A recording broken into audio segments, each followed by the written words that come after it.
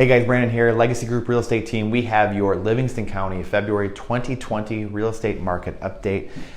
I know there's a lot of crazy stuff going on right now, and the show must go on, so we're going to continue to provide you guys updates, content, stats, and kind of walk you through this over the next coming weeks, coming months. And like I said, the show must go on, and we want to provide you this information because it could become potentially very important. It is very important information, obviously, to know the equity in your home. Most people's largest investment they've made in their life. So we want to know what's going on here, and that's why this is so incredibly important. A lot of people, their home is their retirement. A lot of people, it's the largest source of equity they have. A lot of people, it's their largest investment. And it's something that you have to know what's going on with it, obviously, right? So we want to continue to give you this information. We will be doing it from the office. We'll be doing it from home if we need to. We get this done so you can make the best decisions for you and your family. So Livingston County, let's jump right into this. We always preface with two things. We have 3 years of data. That way you can see the trend. Obviously, you want to see the pattern. If we had 1 year of data, it wouldn't make any sense. And then we have the month in arrears because now we have all the info. It's hot off the press. We're good to go. So days on market is DOM. 65 days on market. 2 years ago, 68 days last year, and then 84 this year. And Livingston County, I will say, does have some wonky numbers sometimes. That we do get some abnormalities here and there. But again, with all 18 numbers, you're going to get probably 1 or 2 sometimes that are an outlier. So you just got to take it with a grain of salt, in essence. So that's a little bit of a weird one. And again, days on market probably did increase a little bit, but we'll see how the rest of this plays out here. Active homes in the market. This is a 1 day number. How many homes were actually active on the day that the stats were taken? 497 2 years ago, 576 last year, excuse me, and 581 this year. So again, more active homes seemingly over the last couple of years have been on the market. So are they sitting longer, or are more homes coming on the market, right? Looks like they've been sitting a little bit longer, actually. So months of inventory is MOI, anytime you see that. And that's the rate at which homes are selling. How long would it take to sell every last home if no new homes came on the market? That is months of inventory. It's a quick ratio to know what kind of market we're in, and that way you don't have to go through all this litany of numbers to find out where we're at. So I'll give you some context so you know what that means here in a second.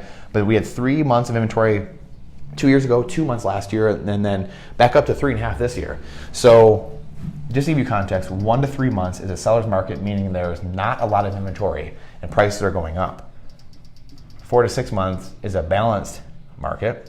7 plus is a buyer's market, meaning there's a lot of inventory and prices are going down in a crash or a recession or something like that. So that is your context for what this means. And again, you can very quickly see what kind of market we're in. Obviously, we've been in a seller's market. We've been seeing high equity in homes and higher prices. New listings. This is the number of new listings, new listings, but the number total of new listings that actually came on market this month. So this is a month-wide number. New listings, 271 2 years ago, 274 last year, then 300 this year. So more homes were coming on the market over the last couple of years, which is a good sign as well, because this is a carryover number. You're going to have homes that have been sitting on the market from previous months. So this is a good sign to see. Price per square foot, $129 last year, or 2 years ago, $141 last year, then $143 this year. And this is obviously a countywide number. You can take this and multiply by your square footage, and it's going to give you approximately what your home is worth. Again, to get a real appraisal in your home, you need to have someone, a professional, someone on our team, an appraiser come see your property and give you an appraisal, because you're going to want to take a mile, 2 mile radius around your home, not take the county-wide number. This is more to give you a trend and a pattern of where your equity is going. And in general, in the county, things have been looking up, obviously, as they have in most counties. So that's what you need to know there in that context. And the number sold, the last one here, is the number of people actually signing on the dotted line, selling their home or buying a new home. 149 homes sold 2 years ago, 168 last year, then 162 this year. So a little bit of a drop this year.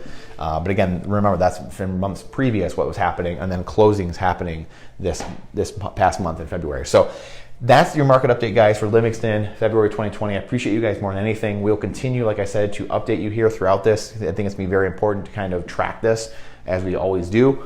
And if you are on the podcast, go to @LegacyGroupMI on Facebook or YouTube to go comment there, questions, concerns, whatever it may be. If you know someone that could benefit from it, lives in the area, whatever it may be, please share it with them. tag them. And we appreciate your time and energy because it's the most important asset we have. So appreciate you guys. We'll see you on the next piece of content, but more importantly, the next market update as well to give you the most up-to-date stats in this ever-changing environment. So we'll see you guys soon.